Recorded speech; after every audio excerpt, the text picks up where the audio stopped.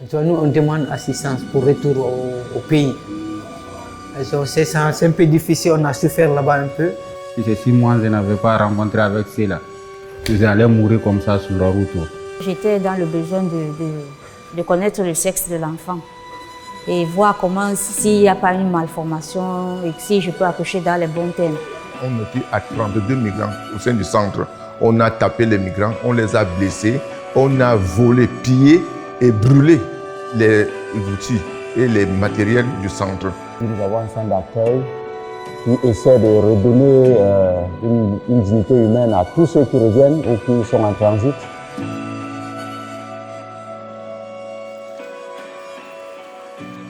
D'avril 2019 à mars 2021, DRC met en œuvre un projet de protection des personnes en mouvement au Mali, financé par le Bureau des Affaires étrangères du Commonwealth et du développement du gouvernement britannique. Il s'articule autour de 3 objectifs principaux. 1. Fournir une assistance de protection immédiate aux personnes en mouvement les plus vulnérables.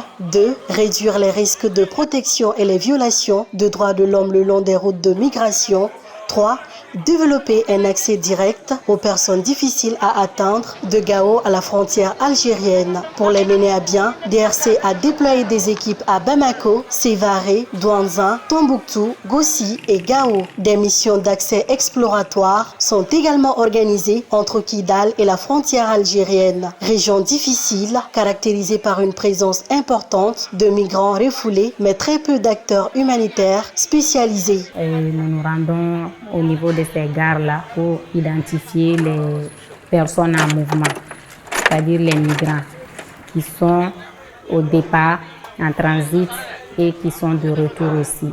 Souvent, nous sommes appelés aussi par les points focaux pour nous référencer les cas de personnes en mouvement qui se trouvent dans le besoin. Au niveau des gares, nous avons des points focaux qui souvent aussi nous appellent pour nous référer des cas. Nous avons doté ces points focaux-là de 4 compagnons. Sur la 4 compagnons de DRC, il y a les numéros disponibles, les numéros des agents. Il y a les numéros des agents de Bamako, les numéros des agents de Sévaré, le numéro des agents de Ombori, de Gossi et de Gao. Ça, c'est pour permettre aux migrants qui sont en partance vers l'Algérie, le Maroc, pour vraiment leur faciliter beaucoup de choses en cours de route. S'ils sont en besoin d'accompagnement, ils peuvent contacter ces numéros-là et immédiatement, il y a un répondant. Et pour chaque ville, c'est 2 numéros. Donc, s'il y a un qui ne répond pas, c'est sûr que l'autre va répondre. Sur la route de voyage, là, si tu n'as pas moyen, il va y avoir sens comme ça, là.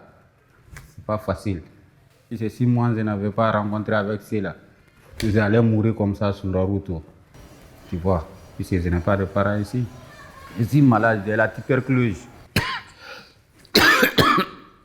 Donc, Dieu a fait, j'ai rencontré avec ONG là. C'est depuis qu'elle m'a envoyé ici, on m'a donné des habits, on me donne ceci, on m'a donné pâte et brosse, les savons. Donc, je dors bien, je me lève bien. Donc, même maladie là n'a pas fini, mais ça aide dans ma tête, je vais guérir. Les activités de monitoring, d'identification et d'assistance des migrants survivants de violations de droits s'articulent sur une double approche. Un travail au plus près des communautés et des acteurs de la migration, comme les transporteurs, mais aussi une collaboration forte avec les services techniques étatiques et les organisations de la société civile. Les circuits de référencement développés dans chaque ville comportent plus de 35 partenaires, par exemple les centres de santé ou d'hébergement. Les migrants qui sont en besoin d'hébergement sont référencés en fonction de la disponibilité au niveau de ces différents centres-là. Nous avons un centre d'accueil qui essaie de redonner une dignité humaine à tous ceux qui reviennent ou qui sont en transit, au moins pour qu'ils puissent avoir un lieu d'hébergement, de quoi se nourrir. C'est la manière dont on me prend et on me soulage, on me sensibilise quoi. Ah mon frère, ça va finir, maladie là, ça va finir. Et je vois aussi, je prends un médicament sur ça. Donc ça m'a fait oublier beaucoup de souffrances. Sinon, quand tu as resté comme ça là, j'allais me rendre quelque chose. Si on m'avait demandé là, j'allais dire je vais mourir. Donc Dieu merci, moi quand même, je les remercie aussi.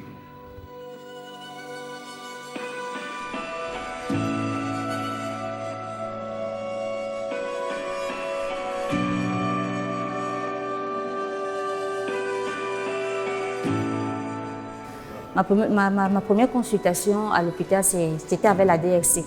La DRC m'a aidé à faire l'échographie. Donc, ils m'ont fait l'échographie et ils m'ont acheté certains médicaments ce jour. Puisque j'étais dans le besoin de connaître le sexe de l'enfant et voir comment, s'il n'y a pas une malformation et si je peux accoucher dans les bons termes. C'était ma préoccupation première ce jour-là.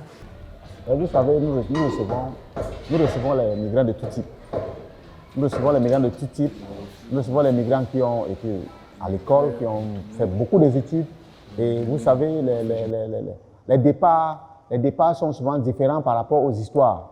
Donc, on ne sait pas, parfois vous ne savez pas pourquoi elle est partie. Mais ce n'est pas toujours, parce que généralement, les gens disent que les migrants, c'est des gens qui ont raté leur vie, c'est des gens qui sont des bandits. Pourtant, ce n'est pas ça. Parce que les migrants, c'est aussi des personnes instruites. Et à la RACEM, on a pu recevoir beaucoup de personnes qui reviennent et qui disent « Voilà, je suis fatigué, je veux m'insérer dans la société ». Il y en a des migrants ici qui sont insérés dans la société et qui gagnent bien leur vie actuellement. Je me sens en sécurité. Et depuis là, je me sens comme chez moi.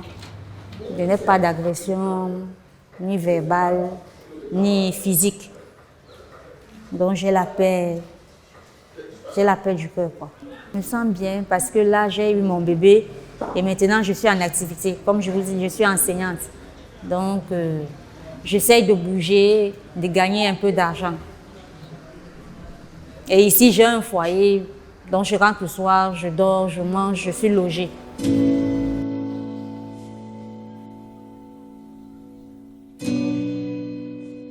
Les violations principales subies par les personnes en mouvement sont les vols et la confiscation des biens, suivis par les agressions physiques, les menaces et les atteintes émotionnelles. Certains représentants des forces de sécurité étant impliqués dans ces violences, DRC met aussi en place un volet plaidoyer pour les sensibiliser à la question des droits humains et les vulnérabilités exacerbées auxquelles expose la migration.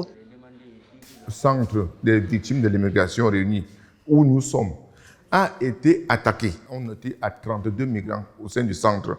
On a tapé les migrants, on les a blessés, on a volé, pillé et brûlé les outils et les matériels du centre.